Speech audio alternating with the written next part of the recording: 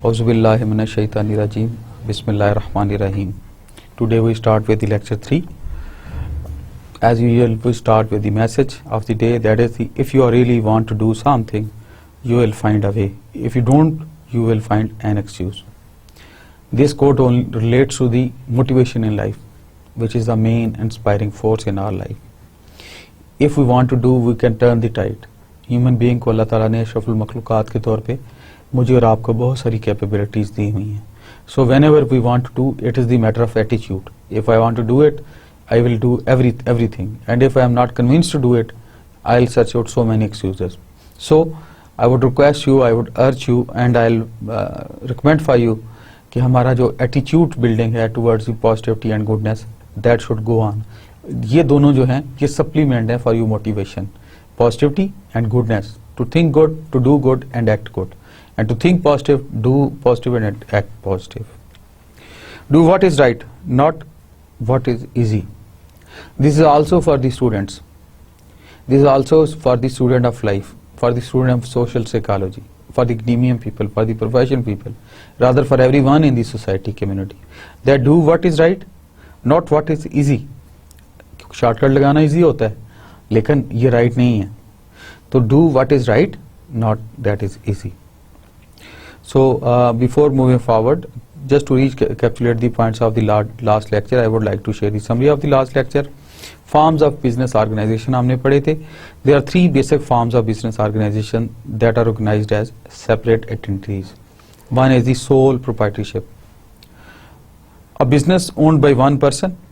Sole proprietorship में हमने पढ़ा था the business is only owned by one person. The owner takes all the profits. He is the main stakeholder and he is the main beneficiary of the benefits and obviously loser of the liabilities. The owner takes all the profits or losses of the business and is liable for its all obligations. जो भी उसकी obligations होती है उसकी responsibility single handed बंदे पे जाएगी. Partnership, a business that has 2 or more owners. A business that has 2 or more owners, इसमें पार्टनरशिप कहते हैं हम. ये वो बिजनेस है ये 2 या उससे ज्यादा ओनर्स को डील करता है. द पार्टनर शेयर्स प्रॉफिट और losses according to a pre arrange formula. जब भी कोई पार्टनरशिप में इंडल्ज होता है, एक प्री अरेंज फार्मूले के तहत उसमें इंडल्ज किए होते हैं और उसके तहत ही उसको देखा जाता है. Corporation, a business unit chartered by the state and legally separate from its owners. Corporation एक बिजनेस यूनिट होती है चार्टर्ड बाय द स्टेट, जो कि स्टेट से चार्टर होती है, and legally separate from its owners, और लीगली अपने ओनर से अलहदा होती है. एक डिफरेंट एंटिटी होती है, एक डिफरेंट आईडी होती है उसकी, और एक डिफरेंट उसका रोड मैप होता है.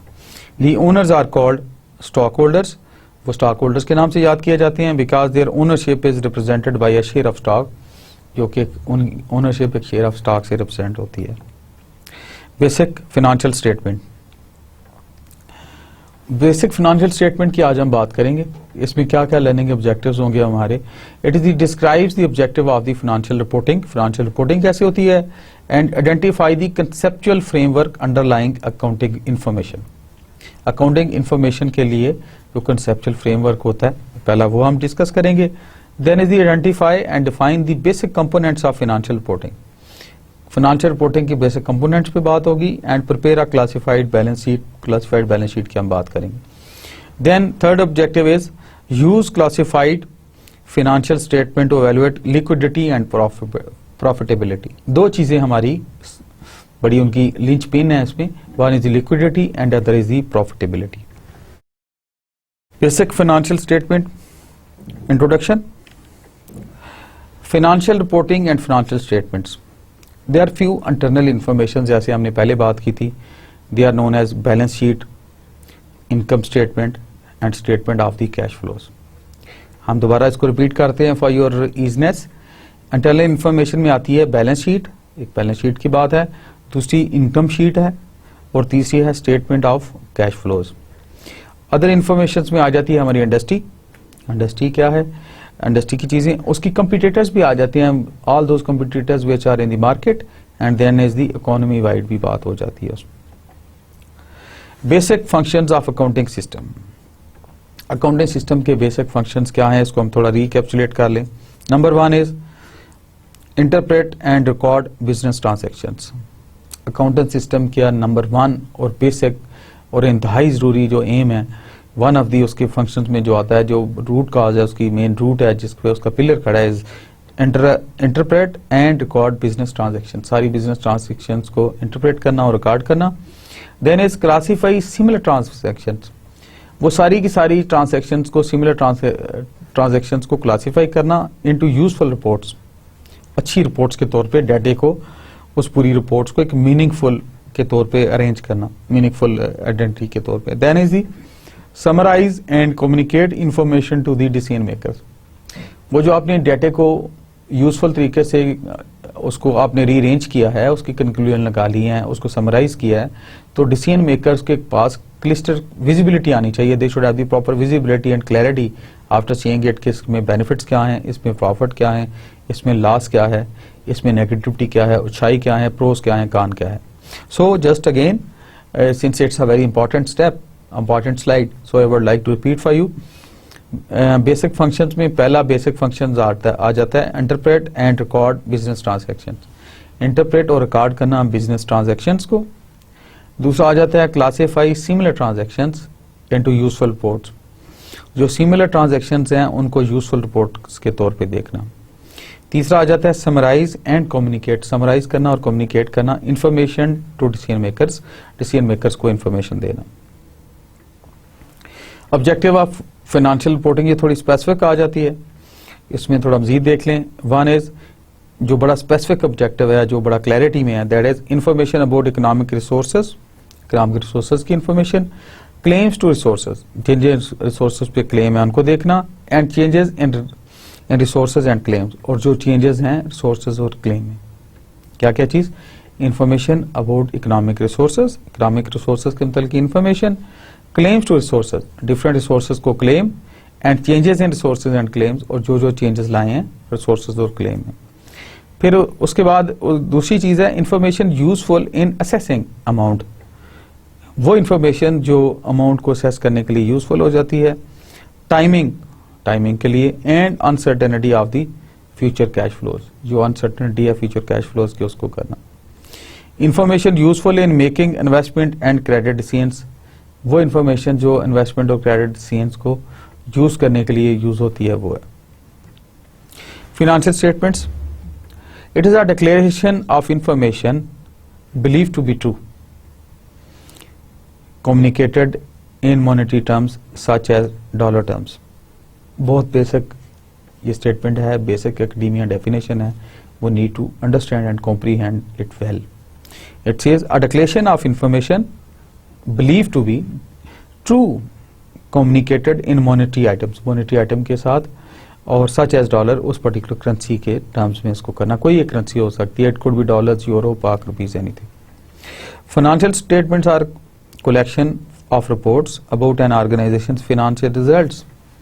ये वो स्टेटमेंट्स हैं जो ऑर्गेनाइजेशन की फाइनेंशियल हेल्थ के इंडिकेटर्स हैं, उसकी फाइनेंशियल रिजल्ट्स को शो करती हैं, उसके प्रॉफिट्स को, उसके लॉसेस को, उसके लायबिलिटीज को, उसकी लिक्विडिटी को, फाइनेंशियल कंडीशन, उसकी फाइनेंशियल कंडीशन भी बताती हैं, and obviously cash flows. So we repeat, financial statements are collection of reports about an organizations financial result. किसी ऑर्गेनाइजेशन के अगर फाइनेंशियल रिजल्ट्स की मैंने बात करनी हो तो मैं फाइनेंशियल स्टेटमेंट का ही सहारा लूंगा, उसको इंटरप्रेट करने में, उसकी फाइनेंशियल हेल्थ बताने में, और उसकी रेलेवेंट इंफॉर्मेशन को शेयर करने के लिए।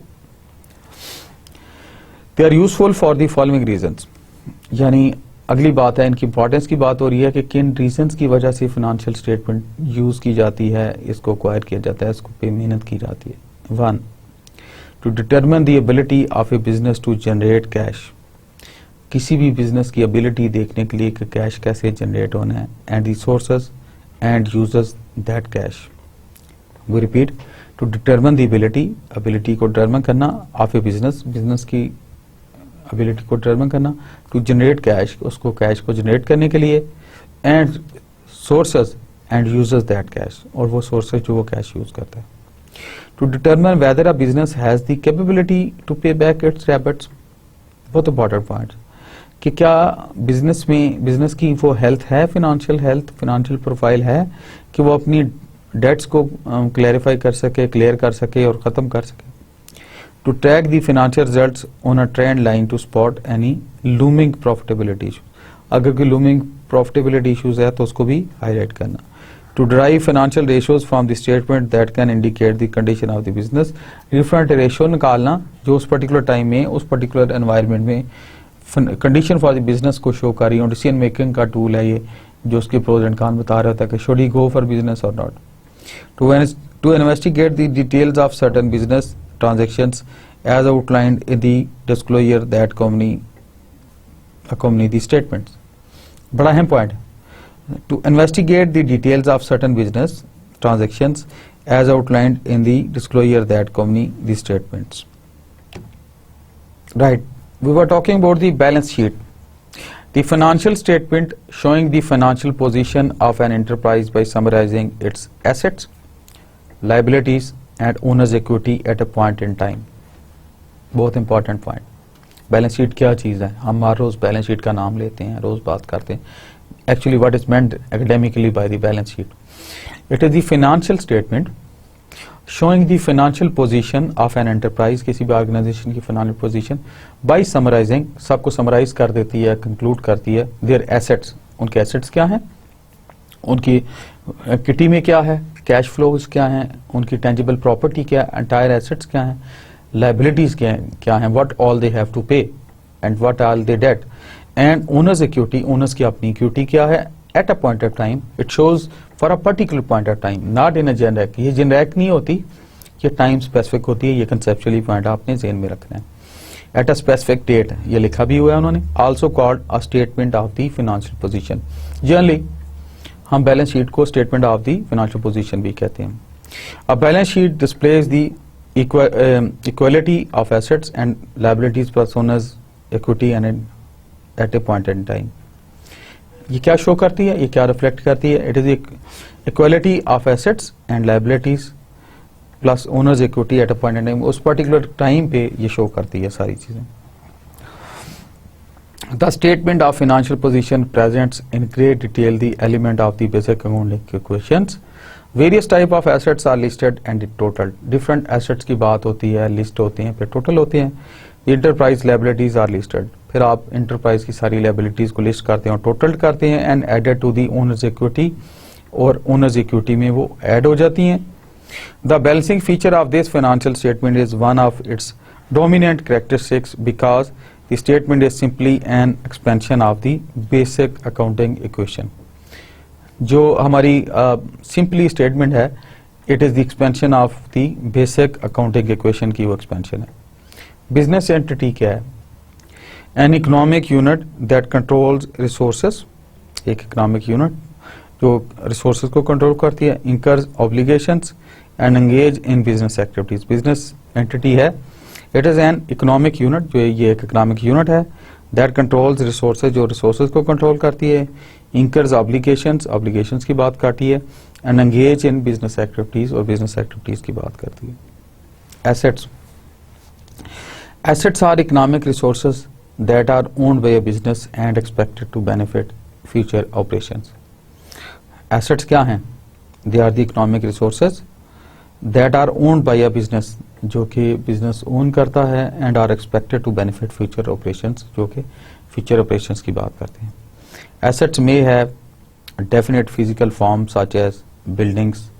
Assets में सारी चीजें आ जाती हैं. Cash flow, tangibles, buildings, machinery, flats, skills, वो जो आपने ह्यूमन की अपने स्टॉक होल्डर्स लिए हुए हैं, कुछ शेयर लिए हुए हैं एंटरप्राइज ने, it covers everything. So at as assets में have definite physical form such as buildings, जो उसकी बिल्डिंग्स है, इंफ्रास्ट्रक्चर है, मशीनरी, लैंड और an inventory of merchandise. Some assets exist not in physical और tangible form but in the form of valuable legal claims और rights and amount due from the customers, investment in government bonds, goodwill and patents rights. ये different हैं. जो cash flow से या hard cash से अलहदा हट की भी चीज़ें होती है, वो भी एसेट्स में आती हैं। जैसे आपने किसी कस्टमर से पैसे वापस लेने हैं, आइटम दे दिए हुए हैं, जैसे गुडविल है, जैसे आपकी लॉयल्टी टू दी कस्टमर है, उस पर आपके कस्टमर के पास कोई चीज़ें पड़ी हैं। Liabilities, it is the debt or obligations of an entity that resulted from past transactions. They represent the claims of creditors and on the enterprise assets. Enterprise के assets पे creditors के claims हैं, ये इसको define करती हैं। Liabilities are usually listed in the order in which they are expected to be repaid. Generally ये याद रखने वाली बात है कि जो कुछ आपने enterprise ने ऑर्गेनाइजेशन ने पे करना हो, जो आपके ऊपर बोझ हो, डेट हो, वो liabilities कही जाती हैं और उसी आर्डर्स में जल्दी लिखी जाती हैं जिसमें वो पे करनी हो। क्रेडिटर्स क्लेम है priority over the use of owners, creditors का क्लेम सबसे ऊपर होता है। Owners equity, it represents the owners claim to the assets of the business, यानी ये ओनर का वो क्लेम है जो बिजनेस एसेट्स पे वो कर सकता है। The excess of assets over liabilities, ये लायबिलिटीज के ऊपर जो उसकी एक्सेस है वो है। The amount of the owners investment in the business plus profits from the successful operation that have been retained in the business, अगर बिजनेस में रिटेन होते तो उसमें से जो प्रॉफिट था। Owners equity is residual amount left over the claim of creditors have been satisfied in full. Increase decrease in owners equity possible है, claims के साथ साथ प्लस माइनस होती रहती है। ओनर्स इक्विटी, ओनर्स की इक्विटी में क्या क्या चीजें आती हैं? Number 1 is the capital stock और share, transferable units of ownership in corporation. ये कैपिटल स्टॉक और शेयर होता है, that is also known as transferable units of ownership in a corporation, जो कि प्रॉपर हम उर्फ आम में शेयर कहते हैं कि फलां इंडस्ट्री का इन्होंने शेयर खरीदा हुआ। Then is the retained earning, The portion of stockholders equity that has accumulated as a result of profitable operation के तौर पे जो चीजें इकट्ठी हो गई वो भी retained earning हो गई। Accounting equation, assets are equally to the sum of liabilities plus owners equity, the fundamental characteristics of every statement of financial position. Assets means liabilities जमा owners equipment, owners equipment जमा liabilities को इकट्ठा करें तो assets बन जाते हैं। Right. We'll be talking about the income statement. Income statement क्या है? Revenues are created as the enterprise provides goods and services for its customers. Obviously, जब revenues कैसे generate होते हैं? जब आप किसी customer को product देते हैं अपने या services की payment आती है वो है। Many expenses are required to be able to provide these goods and services. बहुत सारे एक्सपेंस भी चाहिए होते हैं तभी आप सर्विसेज कर सकते हैं, या प्रोडक्ट बन सकती है, रॉ मटेरियल कह लें, सर्विसेज की हायरिंग कह लें, सर्विसेज पे एक्सपेंडिचर्स हैं, वो सारी चीज। The difference between revenues and expenses, remember revenues और एक्सपेंसेस के दरमियान जो डिफरेंस है इज नेट इनकम और नेट लॉस। ये बहुत इंपॉर्टेंट वन लाइनर है, जरा समझिएगा गौर से। I repeat for you, the difference between the revenues and expense, revenues और एक्सपेंस के दरमियान जो डिफरेंस जनरेट होता है, जो निकलता है, इज नेट इनकम या लॉस। दोनों केसेस में उनमें से जो भी इनकम होगी या लॉस होगा जो कि रेवेन्यू और एक्सपेंस का डिफरेंस होगा। Explain the income statement report and enterprise financial performance for a period time in terms of the relationship of revenues and expense. An activity statement that subtracts from the enterprise revenue those expenses required to generate the revenues resulting in the net income or net loss. net income या net loss की जो बात है वो उसी में से है। revenues जो हम बात की है शुरू में, increase in the enterprise assets as a result of profit oriented activities. expense क्या है? it is past, present or future reductions in cash required to generate revenues. जो revenue generate करने के लिए जो कैश निकलता है उसमें से चीज़ों पे, इंफ्रास्ट्रक्चर पे, चीज़ों पे एक्सपेंडिचर्स होता है, उसको एक्सपेंसेस कह रहे हैं। We are talking about the statement of the cash flows, an activity statement that explains the enterprise change in terms of its operating, इसके operation, investing and financing activities. मैं रिपीट कर देता हूँ आपके लिए, स्टेटमेंट ऑफ कैश फ्लोज क्या होती है? एन एक्टिविटी, ये वो एक्टिविटी स्टेटमेंट है दैट एक्सप्लेन्स इंटरप्राइज, जो भी इंटरप्राइज की बात है, चेंज, उसमें चेंज जो फाइनेंशियल चेंज आई है, इन टर्म्स ऑफ उसके ऑपरेशन पे क्या खर्चा आया, इन्वेस्टिंग में क्या आया और फाइनेंशियल एक्टिविटीज में क्या क्या चीजें आई, कौन कौन सी एक्टिविटीज हुई जिसमें कैश इन्वॉल्व था। Cash is one of the most important asset, cash काफ़ी सबसे बेसिक क्योंकि hot cash is being dealt everywhere and the statement of cash flows in detail how the enterprise cash balance change between the beginning and ending of the accounting period, उसके दरमियान वो कैसे change हुई। Operating activities क्या हैं? A major category in the statement of cash flows that includes the cash effects of all revenues and expenses including in the income statement. Operating activities relate to ongoing revenue and sales transactions. Operating activity की बात हम कर रहे थे. It is a major category, एक major category है in the statement of cash flows that includes the cash effects of all revenues and expenses including in the income statement. Operating activities relate to ongoing revenue and sales transaction, जो ongoing revenue और sales transaction है उसको deal करती है। Investing activities a major category in the statement, एक major category statement में है of cash flows that reflects the result of purchases and sales of various type of assets such as land, buildings and equipment. It is a major category in the statement of cash flows that reflects the results of purchases, जो purchases की बात करती है, and sales of various types of assets such as land, buildings and equipment, उनकी होती है। Financing activities, a major category in the statement of cash flows that reflects where the results of debt and equity financing transactions.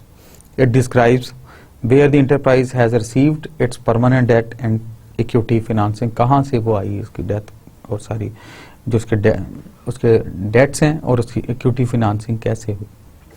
The statement of cash flows combines information about all these activities into a concise statement. जितनी हमने तीनों ये factors की बात की है, financing activities जितनी हैं, इनको एक कंसाइज समरी के तौर पे फ्लो करती है, दिखाती है in cash that reconciles the beginning and the ending cash balances. जहां से कैश शुरू होती, बिगिनिंग हुई थी और एंड तक उसके कैश फ्लोज को सारा रिफ्लेक्ट करती है, क्या क्या एक्टिविटीज हुई और क्या क्या एक्सपेंस आए उसमें। पॉजिटिव कैश फ्लोज एक होते हैं और एक नेगेटिव कैश फ्लोज होते हैं। What is the positive cash flow? Positive cash flows represent increase in the cash that at the enterprise cash balance. ये वो एक्टिविटी है जो इंटरप्राइज के कैश बैलेंस में इंक्रीज लाती है, उसमें कंट्रीब्यूट कर दिया है, पॉजिटिविटी आती है, यानी उसमें कैश जो है रिच होता है, हेल्दी होता है। नेगेटिव कैश फ्लोज क्या है?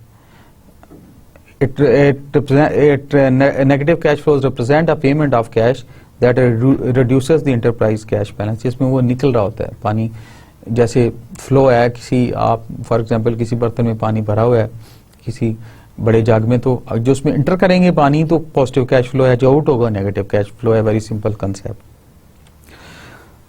सॉल्वेंसी, ये बहुत इंपॉर्टेंट वर्ड है, इसको जरा अंडरस्टैंड करना है आपने। Solvency having the financial ability to pay डेब्ट एज दे बिकम ड्यू। ये वो सेल्फ कॉन्फिडेंस है, ये वो फाइनेंशियल हेल्थ है इंटरप्राइज की, ऑर्गेनाइजेशन की।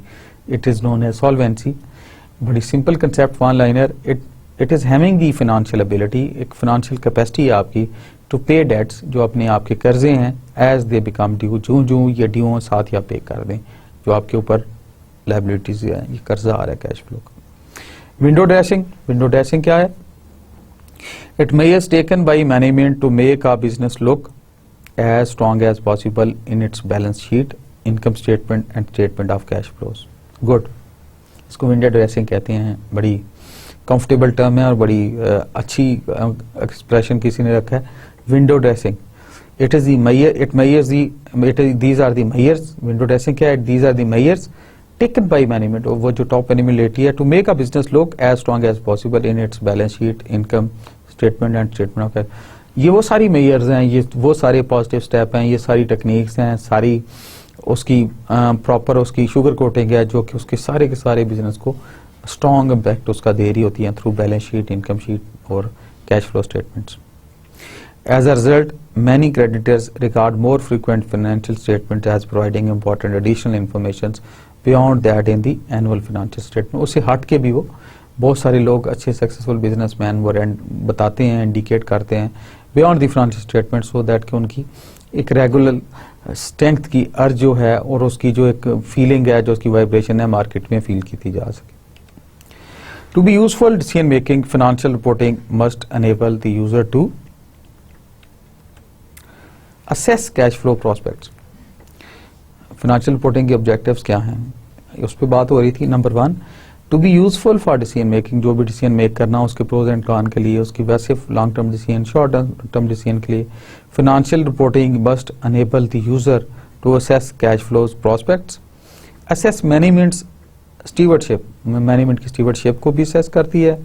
Financial reporting includes the financial statement, balance sheet, income statement and statement of owner's equity and the statement of the cash flow that are prepared periodically.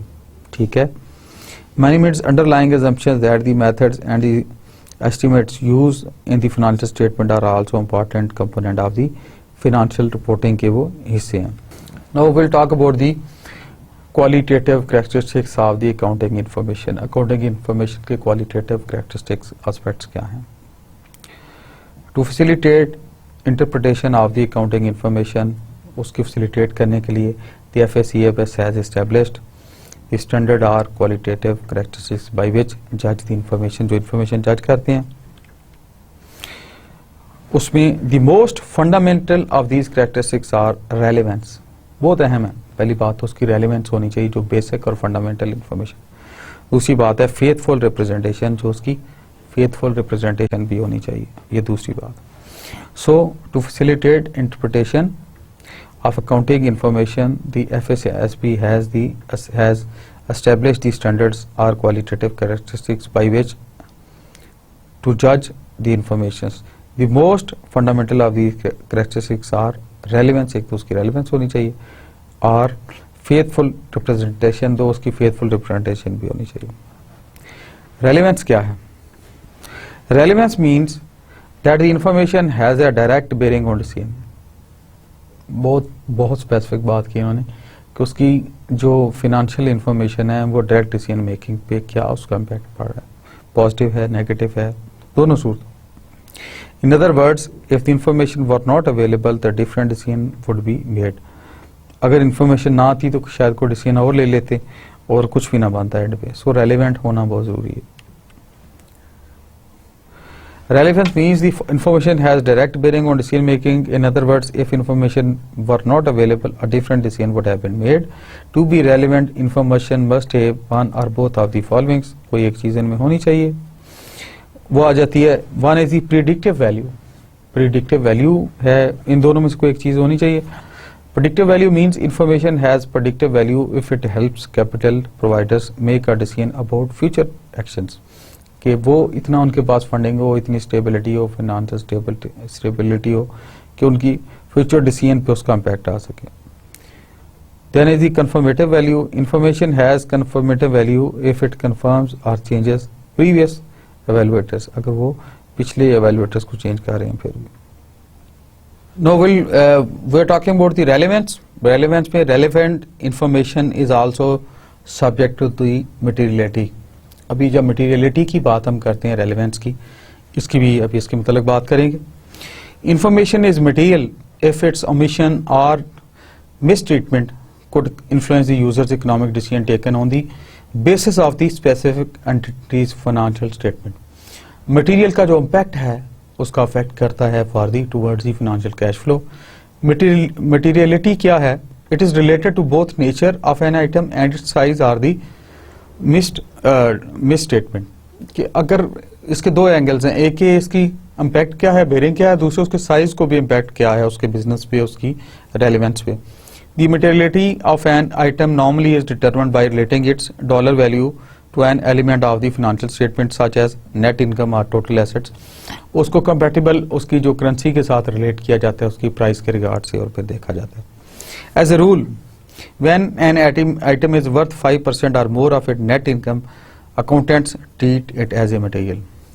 जब 5% और above के उसका impact आ रहा हो तो फिर उसको एज ए मटेरियल डील किया जाता है, उस पर्टिकुलर आइटम को या उस मटेरियल को। However, many small errors can add up to a material amount। बाज़ दफ़ा ये भी होता है कि थोड़े थोड़े मटेरियल अमाउंट के लिए थोड़े थोड़े एरर्स को भी इकट्ठा करके उसमें डाल दिया जाता है रेलेवेंस के लिहाज से। फेथफुल रिप्रेजेंटेशन बड़ा अहम पॉइंट, बड़ी कॉमन टर्म है ये। Faithful representation means that the financial information is complete, कि whatever it is given being produced, जो पेपर पे डॉक्यूमेंट किया गया है, इट इज कंप्लीट, न्यूट्रल है, कोई इसमें बायस नहीं है, कोई इन्फ्लुएंस नहीं है, and free from the material errors, और कोई इसमें मटेरियल एरर नहीं है। Complete information provides all information necessary for a reliable decision. उस रिलायबल डिसीजन के लिए जो कंप्लीट इंफॉर्मेशन है वो होती है। National neutral information is free from bias intended to achieve a certain result or to bring about a particular behaviour. Complete information जो है, it provides all information necessary for a reliable decision. It provides all information necessary for a reliable decision. और neutral information is free from bias intended to achieve a certain result or to bring about a particular behavior. To be free from material error, material से free होने के लिए means information meets minimum level of accuracy, minimum level of accuracy meet होती है, so it doesn't distort what is being reported. Free from material error means information meets a minimum level of accuracy, so it doesn't distort what is being reported. Enhancing qualitative characteristics कैसे enhance होते हैं? Other characteristics that the FASB has established for interpreting the accounting information include: one is the comparability, enables users to identify similarities को identify करना and differences between two sets of the financial data. And second is the verifiability is the different knowledgeable and independent observers could reach consensus that a particular depiction is faithful representations. Verifiability यानी कोई भी agency जो independent है वो कहे जी unbiased है और it is principle centred. Timeliness क्या है? enables user to receive information in time, जो उसकी पंक्चुअलिटी है when it is required उसको करना, to influence their decisions, जिस वक्त चाहिए वो इन्फॉर्मेशन उस वक्त किस तरह मिल रही है और क्या उसकी इम्प्लीकेशन, जब जरूरत है उसकी उस वक्त वो आ रही है। देन इज दी अंडरस्टैंडेबिलिटी, जो उसकी अंडरस्टैंडेबिलिटी है, enables users to comprehend the meaning of the information, कि उसकी जो इन्फॉर्मेशन आपने एक्सटेंड की है, जो डॉक्यूमेंट की है, वो अगला कॉम्प्रीहेंड भी कर सके और एक्चुअल सेंस में उसको अंडरस्टैंड भी कर सके well in time. These enhancing qualitative characteristics में अगली आ जाती है, these enhancing characteristics are just up to cost constraints, और दी कॉस्ट बेनिफिट भी कह सकते हैं। दोनों सूरतों में, बेनिफिट्स में भी सेंस में यूज होता है और कंस्ट्रेंट की सेंस में भी, which holds that the benefits to be gained from providing accounting information should be greater than the cost of providing it. मैं रिपीट कर देता हूँ। बेसिकली एनहांसिंग क्वालिटेटिव कैरेक्टरिस्टिक्स से क्या मुराद है? These enhancing characteristics are subject to the cost constraint या cost benefits के लिहाज से, which holds that the benefit to be gained from providing accounting, उनकी benefits जो gain होंगे, information should be greater than the cost of providing it, जो उसको cost पे होते थे। Minimum levels of relevance and faithful representation must be reached if accounting information is to be useful. Threshold level, minimum level दोनों इन points का रखना जरूरी है, faithful representation का भी और मिनिमम रेलेवेंस का भी, ये दोनों इंटररिलेटेड है, इनका जरूरी है for a good statement. Beyond the minimum level it is up to the FASB, the SEC and the accountant who provide the information to जज cost and the benefit in each case. Accounting conventions क्या है? Accounting conventions are the constraints used in preparing the financial statements. Accounting conventions के नाम से कहते हैं जो कि डिफरेंट गाइडिंग थिंग्स हैं जो इसके लिए यूज होती हैं। One is the consistency requires that once a company has adopted accounting procedure it must use it from one period to the next useless unless not to the financial statement informs users of change. ये हमेशा consistency रहनी चाहिए इसके concept में, conceptually. इसको मैं repeat कर देता हूँ। Requires that once a company has adopted an accounting procedure, company ने जो अकाउंटिंग प्रोसीजर अडॉप्ट किया उसको कंसिस्टेंट रहना चाहिए। It must use it from the period to the next unless a note to the financial statement informs users a change. जब तक कि वो उसको नोट नहीं आता या कहा नहीं जाता चेंज वो करे, वही उसी मेथड को, प्रोसीजर को फॉलो करना चाहिए उसको। फुल डिस्क्लोजर और transparency requires that a financial statement present all information relevant to users' understanding of the statements, including any explanation needed to keep them from being misleading. Then the disclosures of significant events arising after the balance sheet data, balance sheet के बाद data के बाद जो disclosure आता है उसका भी impact हो। Conversation conservatism, it holds that when faced with choosing between two equally acceptable procedures or estimates, the accountants should choose that one that is least likely to overstate assets and the income ये उसको affect कर सके। Conservatism can be a useful tool, ये बहुत अहम अच्छा tool है, but if abused can lead to incorrect misleading financial statement. अगर बायस्ड हो, मिसलीडिंग इंटेंशंस के साथ हो, वेस्टेड इंटरेस्ट हो, तो फिर ये गलत भी हो सकता है। अगर अनबायस्ड प्रिंसिपल सेंटर्ड यूज करेंगे इस टूल को तो इफेक्टिव रिजल्ट देगा। Accountant should apply the conservatism convention only when they are uncertain about which accounting procedure are estimate use. ये उसी वक्त यूज करना चाहिए जब उनको अनसर्टेनिटी हो regarding the procedure of the financial procedures of the to be used. Right, ethical financial reporting की हम बात करेंगे। Under the Sarbanes-Oxley Act, chief executive officers and chief financial officers of all publicly traded companies must certify that to their acknowledge that quarterly and annual statements are accurate and complete। जितने stakeholders हैं इनको ensure करनी चाहिए accurate हैं, quarterly reports complete हैं और सारी information contain करती हैं। ये ethics हैं ये बेसिक एथिक्स हैं कि कोई चीज़ मिस नहीं करनी चाहिए, कोई चीज़ इंटेंशनली हाइड नहीं करनी चाहिए और उसको नेगेटिवली मैनिपुलेट नहीं करना चाहिए। Under then fraudulent financial reporting can have high cost for the investors, lenders, employees and customers as well as for the people who do authorize and prepare a misleading reports. ये एक misleading reports fraudulent act की तरफ भी जाती है जो कि discuss किया जाना चाहिए। Classified balance sheets, general purpose external financial statement that are divided into subcategories are called classified financial statements। मैं इसको रिपीट कर देता हूँ। It is the general purpose external financial statement that are divided into subcategories are called classified financial statements। Assets हैं, liabilities हैं और owners equity। Assets में क्या आ जाता है? Current assets, ये जैसे इसमें दिखाया हुआ है फिगर में, इन्वेस्टमेंट्स हैं जो उसकी इन्वेस्टमेंट्स हैं, फिर उसकी प्रॉपर्टी प्लांट एंड इक्विपमेंट है, उसका इंफ्रास्ट्रक्चर है, and then the intangible assets वो भी इसमें शामिल है।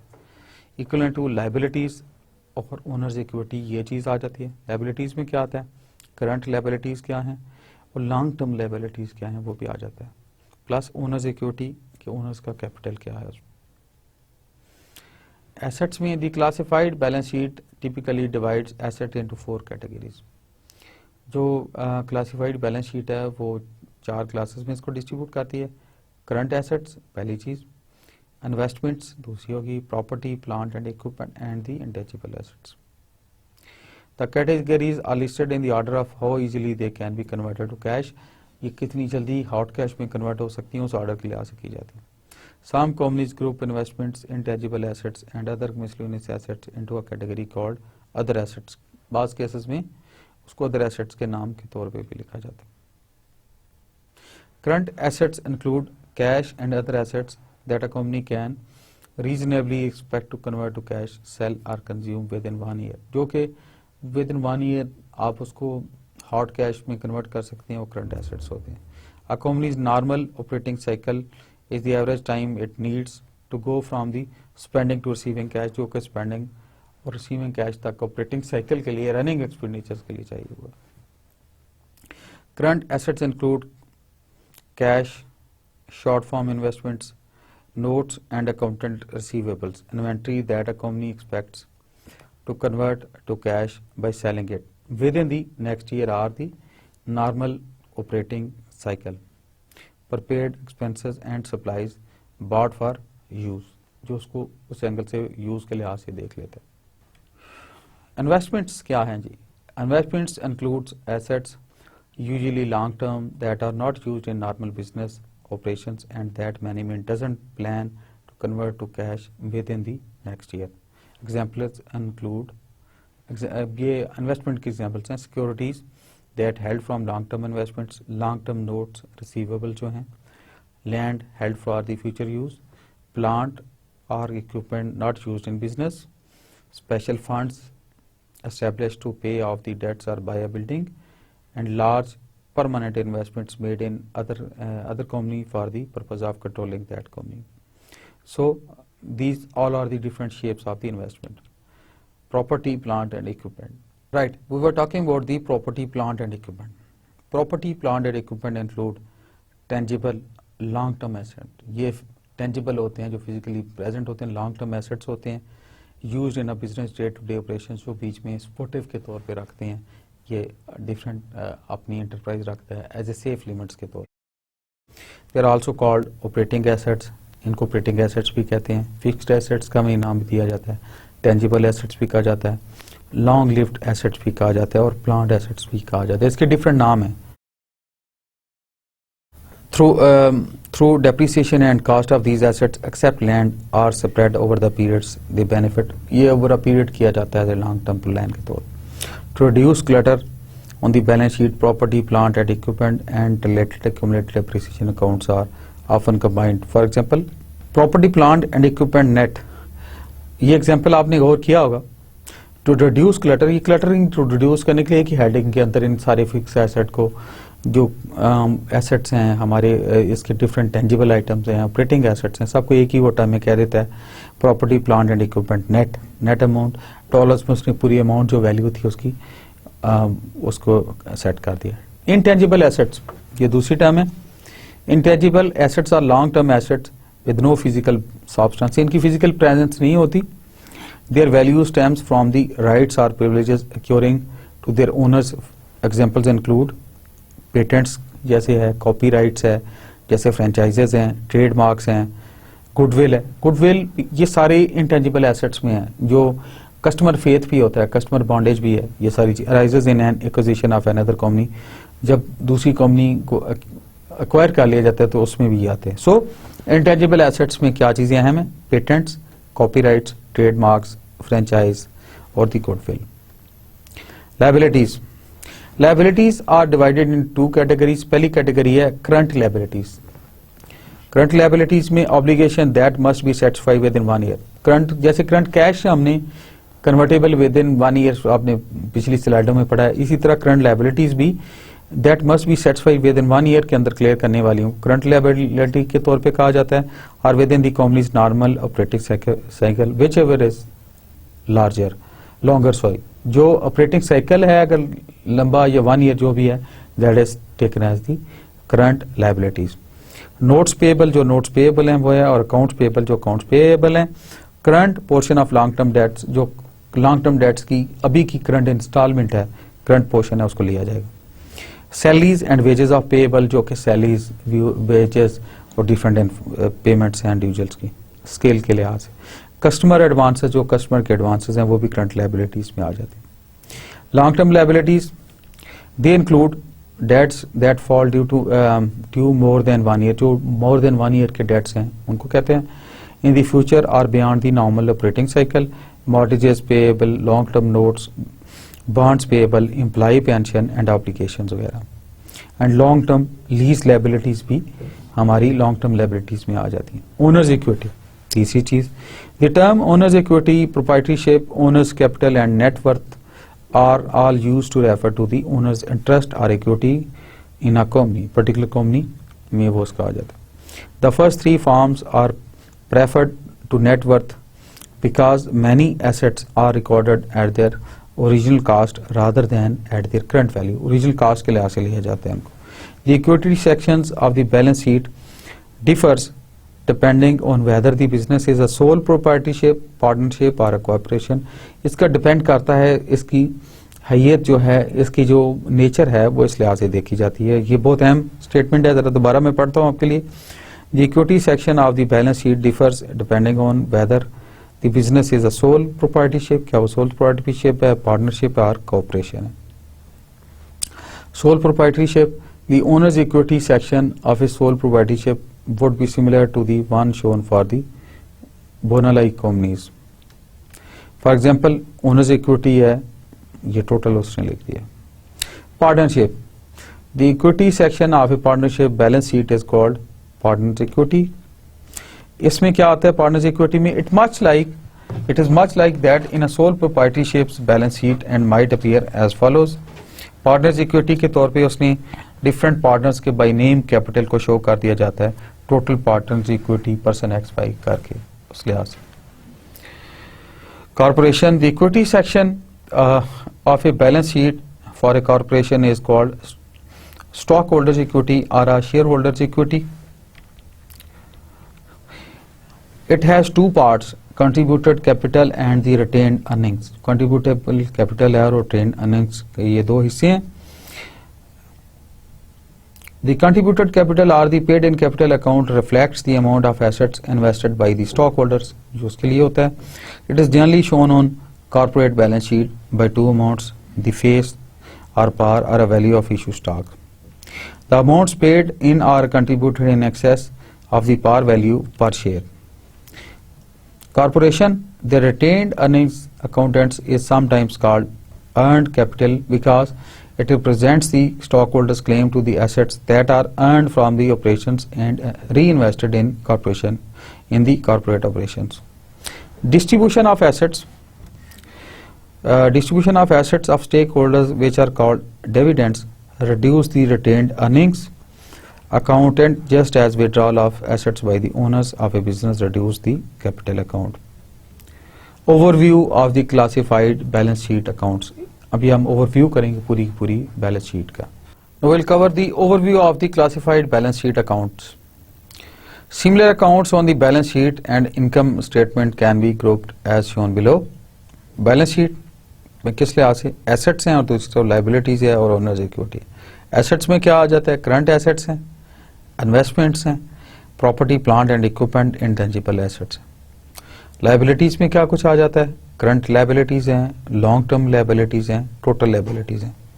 ओनर्स इक्विटी में क्या आ जाता है, ओनर्स कैपिटल आ जाता है, टोटल ओनर्स इक्विटी आ जाती है और प्रॉपर एंड पे देखिए आप गौर करें, total assets are equal to the total liabilities जमा ओनर्स इक्विटी। ये बहुत अहम पॉइंट है जो हमेशा आपने ज़हन में रखना है कि बैलेंस शीट में हमेशा एंड पे जब आप टोटल करें, total assets should come equal to the total liabilities and the owners equity.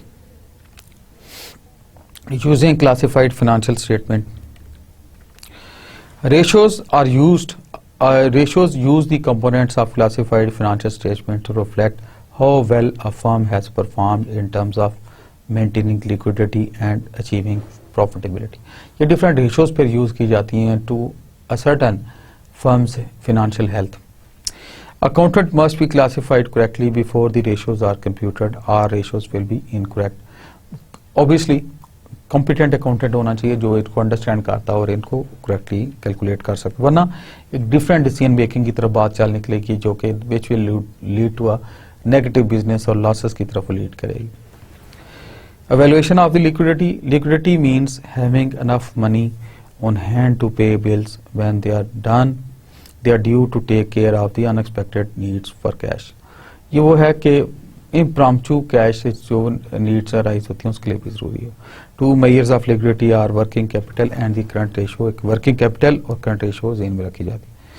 अच्छा, जब हम लिक्विडिटी की बात करते हैं और लिक्विडिटी में वर्किंग कैपिटल की बात की, working capitality is the amount by which current assets exceed current liabilities. के वर्किंग कैपिटल लिक्विडिटी की हेल्थ को, उसकी फाइनेंशियल हेल्थ को कम्युनिटी बताती है और वो ये क्या है, is the amount by which current asset exceed current liabilities. Current ratio दूसरी टर्म है, the current ratio is the ratio of current assets to the current liabilities. ये दूसरी रेशो है जो अहम है। To determine whether a current ratio is good और bad, it must be compared with ratios for early years. पहले सालों की रेशोज के साथ इनको कंपेयर करें and with similar measures for companies in the same industry. Evaluation of profitability. Profitability is the ability to earn a satisfactory income. Profitability competes with liquidity because liquid assets are not the best profit producing resources. Ratios commonly used to evaluate a company's ability to earn income include profit margin, asset turnover, return on assets और debt to equity ratio. ये देखें, ये different चीजें हैं जो बड़ी important terms हैं और फॉर द लॉन्ग रन आपको इनके मीनिंग और टर्म्स की अंडरस्टैंडिंग होनी चाहिए to understand the basic myth of the accounts. कहते हैं ratios commonly used to evaluate companies ability to earn income अगर कोई आपसे पूछे कि कंपनी के इनकम अर्न करने का पोटेंशियल जो है कौन सी रेशियोज आप यूज करेंगे, one is profit margin, then is the asset turnover, then the return on assets and the debt to equity ratio. Return on equity ये अनदर है। अभी वन बाय वन हम इनकी डेफिनेशंस को टच करेंगे। We have break for the profit margin. Profit margin क्या है जी? The profit margin shows the percentage of each sales dollar that result into net income. It is an indication of how well a company is controlling its cost. The lower its cost, the higher the profit margin. जितनी company cost low रखेगी, manufacturing cost, उतनी ज़्यादा higher profit margin मिलेगी। To determine whether this is a satisfactory profit, it must be compared with the profit margin of other companies in the same industry. इसको बाकी industry, competitive industry के साथ साथ major किया जाता है, उनके साथ इसको रिलेट किया जाता है। Asset turnover. The asset turnover ratio measures how efficiently assets are used to produce sales. वो assets कितने effective हैं to produce the sales. A company with a higher asset turnover uses its assets more productively than with a low asset turnover. Asset turnover is computed by dividing revenues by average total assets. जो revenues को total average assets पे divide करने से ये हासिल होता है। Average total assets are the sum of assets, the beginning and the end of period divided by 2. Return on assets, बड़ी अहम term. The return on assets ratio relates net income to the average total assets. जो average total assets की net income को उसको relate करती है. The ratio combines the firm's income generating strength, that is the profit margin, and its revenue generating effectiveness. Assets turnover जो revenue generating effectiveness है उसको करती है. The debt to equity ratios shows the proportion, ये बहुत अहम term है, the debt to the equity ratio. It shows the proportions of a company's assets financed by creditors and the proportion financed by the owner. जो creditor और owner ने जो proportion की है उसके लिहाज से. The ratio is relevant to profitability as well as liquidity because the more debt a company has, the more profit it must earn to ensure payments of interest to creditors and return on the owner's statement. Return on equity, very important term. It is the ratio of net income to the average owner's equity. Net income से लेके average owner's equity की ratio जो है उसको show करती है. Return on equity will always be greater than return on assets because total equity will always be less than total assets. Total assets से हमेशा कम होगी equity. Now we'll cover the concept that is relevance. Now we'll be covering the concepts में relevance की बात है. Information has a direct bearing on a decision जो उसकी relevance है. Predictive value क्या है? Predictive value है information helps capital providers make decisions about future actions. कि उसके जो future actions की implications है, future action उन्हें लेने हैं, future में इसको देखना है, उसको predictive value कहा जाता है. दूसरी है confirmative value. Confirmative value is the information confirms or changes previous evaluation, जो previous evaluations के impact को वो change करती है वो है. Third is the materiality. The omissions or the misstatements of information could influence the user's economic decision taken on the basis of the financial statements. फिर faithful representation, information is complete, neutral and free from the material error. Completeness, all information necessary for a reliable decision is provided. Neutrality हमने cover किया था. As information is free from the bias intended to achieve a certain result or being about a particular behavior. Free from the material error. Free from material error क्या है? Information meets a minimum level of accuracy so it doesn't distort when it's being reported. Enhancing qualitative characteristics is one is comparability, the quality that enables user to identify similarities and differences between two sets of the financial data. Then is the verifiability, the quality that different knowledgeable and independent observers can reach consensus, although not necessarily complete agreement, that a particular depiction of faithful representations. Timeliness, the quality that enables user to receive information in time to influence their decisions, उस decisions को influence करने के लिए जो होते हैं. Understandability, the quality that enables user to comprehend the meeting information, जो कि meaning of information है proper तरीके से उकाले. Cost constraints, cost benefits is the benefits of to be gained from providing accounting information should be greater than the cost of providing it. Right. We were talking about the concept हम repeat करते accounting conventions की बात कर रहे थे हम. It constraints used in preparing the financial statements. हमने पहले बात की थी एक consistency होनी चाहिए इसमें. Once a company has adopted an accounting procedure, it must use it from the period to the next unless a note to the financial statement inform users a change. Full disclosure. इसको transparency भी कहा जाता है. Financial statement must present all the information relevant to user or understanding of the statement. उसके मतलब जो भी हो. Conservatism की बात हमने की. When faced with choosing between two equally acceptable procedures or estimates, accounts should choose the one that is least likely to overstate assets or the income. Now, with this we finish our lecture. Now, I'll just share the summary of this lecture with you so that we can you can recapitulate the whatever we have discussed today. Financial reporting and financial statements की हमने बात की थी. ये दो तरह की होती है. एक इंटरनल इंफॉर्मेशन होती है जिसको हम बैलेंस शीट कहते हैं, इनकम स्टेटमेंट कहते हैं, स्टेटमेंट ऑफ कैश फ्लो भी कहते हैं. दूसरी होती है अदर इंफॉर्मेशन. उसमें इंडस्ट्री आ जाती है, कंपटीटर्स आ जाते हैं, इकोनॉमी आ जाती है. बैलेंस शीट की बात की थी हमने. बैलेंस शीट क्या है? It is the financial statement showing the financial position of an enterprise by summarizing its assets, liabilities and owner's equity at a point in time. Specific date के लिए ये सारी चीजें रिफ्लेक्ट करती है. Also called the statement of the financial position. A balance sheet always displays the equality of assets and liability of owner equity in one point in time. Specific time पे ये show करती है जैसे हमने बात की. Profitability. Profitability is the ability to earn satisfactory income. ये वो ability है to satisfactory income के लिए ली जाती है.